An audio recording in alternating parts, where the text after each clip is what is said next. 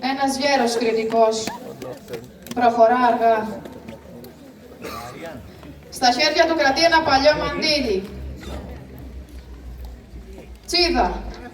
Τσίδα να πέφτουνε από τον ουρανό. Σαν τη μαύρη βροχή. Σαν την κατάρα.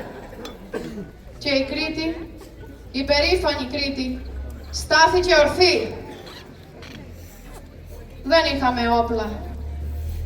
Δεν είχαμε στρατό, όπως τον λένε οι μεγάλοι. Είχαμε όμως πέτρες, είχαμε δραπάνια, είχαμε τα χέρια μας. Και πάνω απ' όλα, είχαμε ψυχή.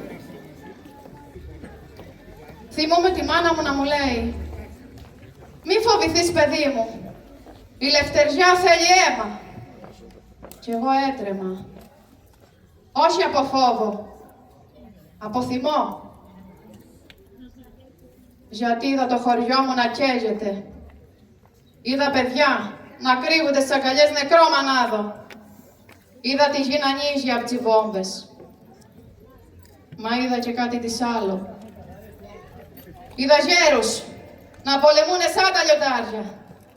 Είδα γυναίκες να κουβαλούνε πυρομαχικά με σκισμένα πόδια. Είδα την Κρήτη να γίνεται φωτιά. Ακούς! Φωτιά! Και τότε κατάλαβα πως ένας τόπος δεν πέφτει όταν δεν τον πολεμούνε. Πέφτει μόνο όταν φοβηθεί. Και η Κρήτη δεν φοβήθηκε ποτέ.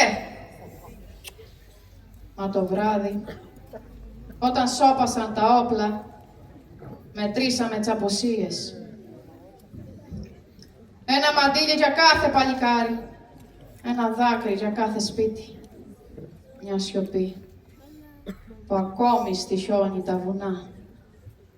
Και αν περάσεις μια νύχτα από το Μάλεμε, αν αισθαθείς ακίνητος, θα τσακούσεις τους νεκρούς. Όχι να κλαίνε, μα να λένε «Κρατήσαμε την Κρήτη ορθή». Κρατήστε κι εσείς τη μνήμη μας ζωντανή.